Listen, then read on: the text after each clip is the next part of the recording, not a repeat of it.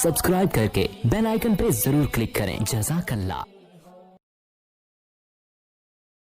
क्या बग़ैर गवाहों के निकाह हो जाएगा? मोहम्मद अम्मार कराची से। अगर लड़का लड़की एक दूसरे को निकाह में कबूल कर लें जबकि वहाँ कोई तीसरा मौजूद ना हो तो क्या इस तरह निकाह सही हो जाता है?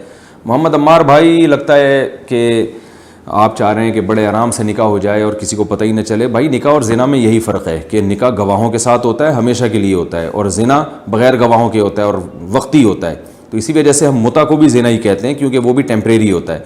तो निकाह हमेशा के लिए होता है, फिर उसमें तलाक़ हो जाना एक इत्तेफाक़ी हादसा है, लेकिन निकाह होता बहरहाल हमेशा के लिए और गवाहों की मौजूद होना ज़रूरी है। सही हदीस है रसूलुल्लाह सल्लल्लाहु अलैहि वसल्लम की, ला निकाह इल्ला बिहुज़ूरि शाहिदैन। आप सल्लल्लाहु अलैहि या ला निकाह बिग़ैर शुहूदिन के अल्फाज हैं बाद रिवायत में, और बाज़ रिवायत में आता है कि इल्ला बिहुज़ूरि शाहिदैन, कि दो आदमियों के गवाह होना ज़रूरी है निकाह में, और एक मर्द दो औरतें भी हो सकती हैं, इसके बगैर निकाह नहीं होगा।